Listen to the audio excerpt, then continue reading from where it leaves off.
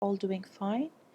Yesterday, you had an introductory video about how the earth moves. You sent me your answers, and I'm really proud of your hard work. In today's lecture, we are going to talk about how the earth moves and important words or vocabulary words to be covered in this lesson are the following: axis, orbit, rotation, and revolution. Actually, these words were covered in the introductory video, but in the rest of the lesson, we are going to focus more on them. Actually, thousands of years ago, before telescopes had been invented and before astronauts had ever traveled into space, uh, we used to think that the Earth is the center of the solar system and everything is rotating around it. So if you look at the sunset, you would think that the sun is the one that is moving and we as people on the earth are not moving and the sun is the one moving. But actually now, after all the science and the scientific researches that we've done and the visiting of the astronauts to the space, we now learn that the sun is the center of the solar system, and Earth and the other planets are the ones that are moving around the sun. So the Earth spins, causing the sun and the other objects, such as the other stars, to appear to move across the sky.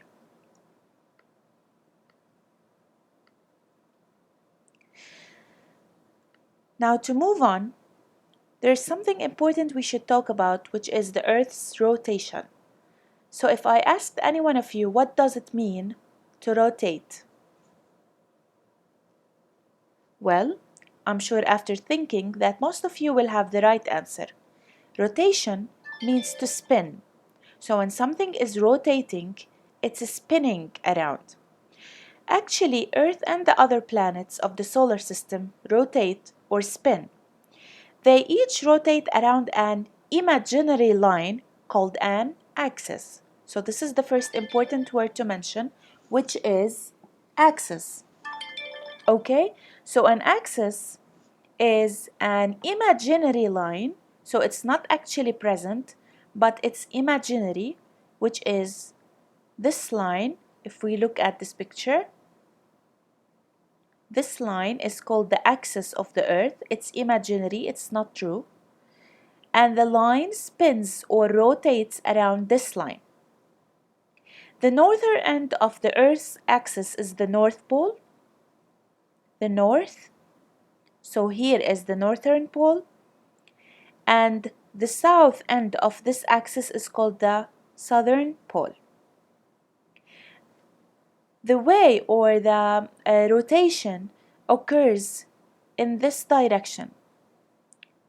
So from the west to the east. So this is how the Earth rotates. It rotates from the west to the east across the imaginary line, which is called the axis. When the Earth spins a one-hole spin around its axis, it's called a rotation. One full rotation is what we call a day. And Earth rotates around its imaginary axis from the west to the east, as we said. And as the Earth spins, the sun, moon, the stars, and the planets only seem to rise in the east and set in the west. Now, I want please all of you to open your books, page 266, pause the video, and solve questions 2 and 3 according to the information that I gave you. Send your answers please as a message on Class Sarah. To move on, this picture shows how the Earth is moving. This is the sun, and this is the Earth that is moving around the Sun. This movement around the Sun is called a revolution. So this movement of the Earth around the Sun is called a revolution. While when the Earth rotates or spins around its own axis, this is what we call rotation.